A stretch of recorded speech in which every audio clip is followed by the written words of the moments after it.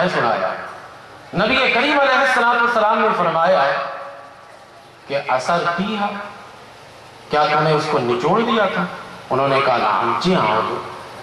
नबी करीम अलैहिस्सलाम ने फरमाया कि ऐ उम्मे मालिक, अगर तू उसे न निचोड़ती तो इस बर्तन से हमेशा लोग घी हासिल करते हैं, बल्कि उनके बाद अगर किसी के हाथ वो बर्तन चढ़ जाता तो वो भी उससे घी हासिल करता, क़यामत तक लोग उससे घी लेते रहते। ये नबी करीम अलैहिस्सलाम का वो मौजज़ा है जो अक्ल में आने वाला है।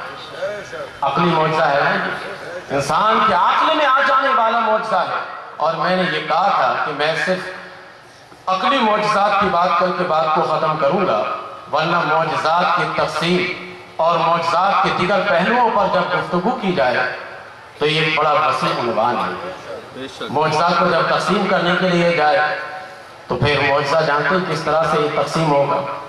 मौजज़ा की एक वो किस्में हैं कि जिसका मुआवजा दूसरा इंसान करना चाहे तो कर सकता है। एक मौजज़ा की वो किस्में हैं कि जिसका मुआवजा दूसरा इंसान करना चाहे तो नहीं कर सकता।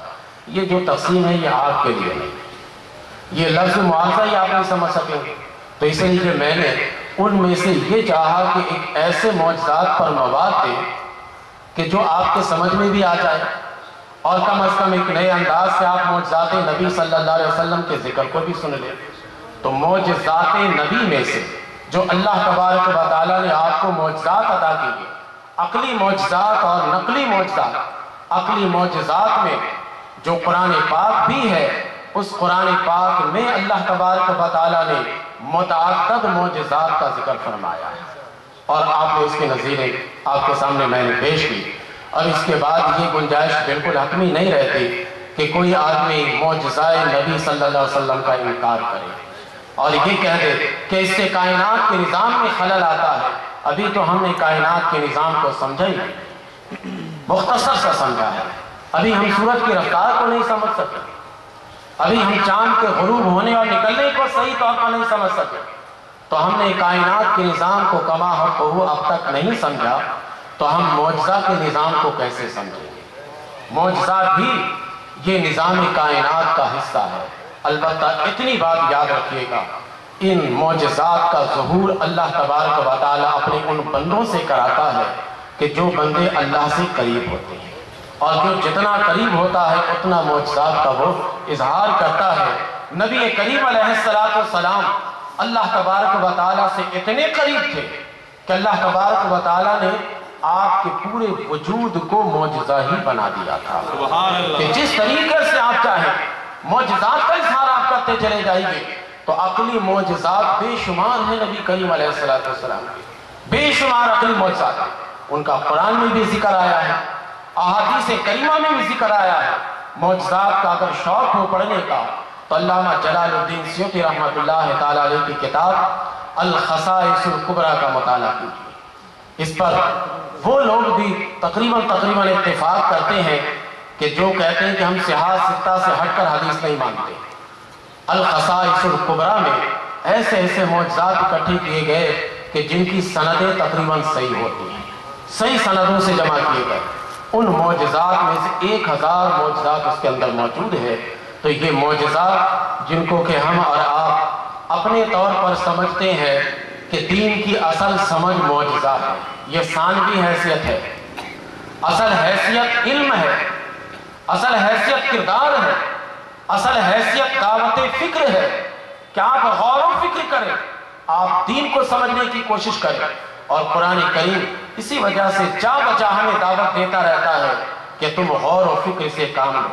कि एक आदमी जो तुम्हारे मक्का की सरजमीन पर पैदा हुआ, मक्का की सरजमीन पर वो बड़ा हुआ, कभी किसी मदरसे में पढ़ने के लिए नहीं गया, कभी किसी कॉलेज में पढ़ने के लिए नहीं गया, इतना उम्दा कलाम तुम्हारे सामने वो पेश कर रहा है और इतने फसाहत व बलागत के साथ तुमसे गुफ्तगू कर रहा है, तो इस पर गौर व फिक्र करो। तो गौर व फिक्र के बाद तुम इसी नतीजे पर पहुंचोगे कि यही नबी आखिरुल ज़मान सल्लल्लाहु अलैहि वसल्लम, यही नबी आखिरुल ज़मान है। और इसी को कुरान करीम दावत देता है, इसी के बारे में कि आप गौर व फिक्र से काम लीजिए, ہمارے یہاں معجزات پیغمبروں کے بعد میں بھی اور ولایت کے بعد میں بھی، ادھر ہم معجزات پیغمبروں کے بعد میں ہم نے اس کو اول قرار دے دیا، اور ادھر ولیوں کی بات میں ہم نے کرامت کو اول قرار دے دیا۔ دونوں میں ہم نے جو ہے نا ذرا سا ہم پھسل گئے ہیں کہ معجزہ جس کو ہمیں ثانی مقام پر رکھنا چاہیے تھا اسے ہم نے پہلے مقام پر رکھا، اور کرامت ولی کے بعد میں جسے ہمیں ثانی مقام پر رکھنا تھا اسے ہم نے پہلے مقام پر رکھ دیا۔ ہم جب کسی ولی سے، کسی شخص سے کوئی کرامت جب دیکھتے ہیں تبھی مانتے ہیں کہ وہ اللہ کا ولی ہے۔ اگر کرامت نہ دکھائے تو ہم نہیں مانتے۔ ان کے علمی کرامت جتنی بھی ہو جائے، فقاہت کی کرامت جتنی بھی ہو جائے، حدیث فہمی کی کرامت جتنی بھی ہو جائے، ان کے عملی کرامت جتنی بھی ہو جائے، ہم اس کی طرف جاتے ہی نہیں، بس سیدھے دیکھتے ہی ہیں کہ یہ کوئی کرامت دکھا دے، اور وہ کرامت بھلے کسی طرح سے بھی ہو جائے، بس تو کم بھی چل جائے، کرامت ہو بس یہ کرامت بن جائے۔ اس وجہ سے ہمارے یہاں ذرا سا کرامت کے معاملے میں محتاط رہنا چاہیے۔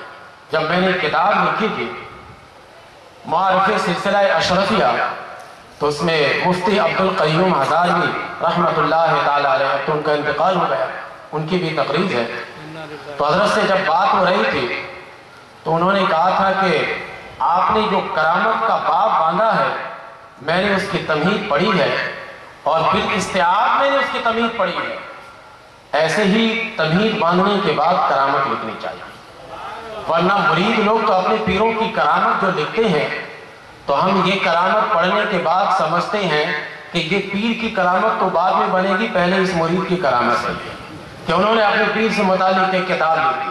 تو آپ نے جو کتاب باب کرامت آپ نے جو لکھی ہے اس میں، اور کرامت کے بعد میں جو آپ نے اصول کی بات کی ہے، وہ مجھے بہت پسند آئی ہے، اور اس وجہ سے میں اس کتاب پر تقریر لکھ رہا ہوں، ورنہ کرامتوں کا جو سلسلہ مریدوں نے پیروں سے متعلق بنائے میں تو اس سے پریشان ہو چکا ہوں۔ یہ حضرت صاحب نے جو ہے یہ فرمایا تھا، تو دیکھیں ادھر ہم کرامت کے معاملے میں بہت غلطی کرتے جا رہے ہیں کہ ہم سب سے پہلے کرامت مانگتے ہیں کہ کرامت دکھائی، نہ علمی صلاحیت چاہتے ہیں، نہ ہم علمی برتری چاہتے ہیں، نہ اس کے کردار کی طرف جاتے ہیں، نہ اس کی سیرت کی طرف جاتے ہیں، نہ ہم ان کی ذات کو دیکھتے ہیں کہ یہ کس طرح سے زندگی گزار رہا ہے، شریعت کے کسوٹی پر ہے یا نہیں، بس ہم چاہتے ہیں کہ بس یہ کسی طرح سے کرامت دکھائیں، بس کرامت دکھائیں کہ ہم اس کو مان لیں گے۔ تو دیکھیں کرامت کے بعد میں بھی محتاط رہیے، معجزہ کے بعد میں بھی محتاط رہیے۔ نبی کریم علیہ السلام کے ایسے معجزات بیان کیجئے جو صحیح کتابوں میں ہیں۔ صحیح کتابوں میں اتنے معجزات ہیں کہ آپ بیان کر کر کے آپ کی زندگی ختم ہو جائے گی، معجزات کا سلسلہ ختم نہیں ہوگا۔ یہ میرے نبی کا معجزہ ہے، کچھ نہیں۔ اگر آپ میری بات کو مانیں گے تو کم سے کم قرآن کو تو مانتے ہیں، قرآن میرے نبی کا معجزہ ہے۔ بیان کیجئے الحمد سے لے کر والناس تک تفسیر کی شکل میں، پوری زندگی ختم ہو جائے گی لیکن سرکار کے اس معجزہ کا مکمل بیان نہیں ہو سکتا۔ تو اصل دین کی تائید اور پہچان جو ہے وہ ہے غور و فکر کرنا، سیرت و کردار کو دیکھنا، کمالات علمیہ کو دیکھنا، اور اسی کی دعوت قرآن کریم ہمیں اور آپ کو دے رہا ہے۔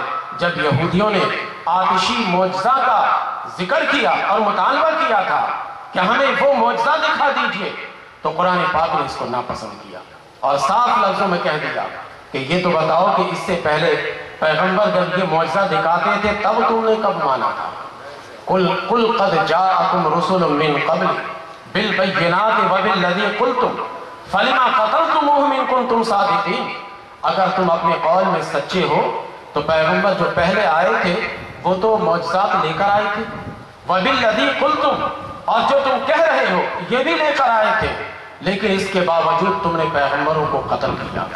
تو دیکھیے قرآن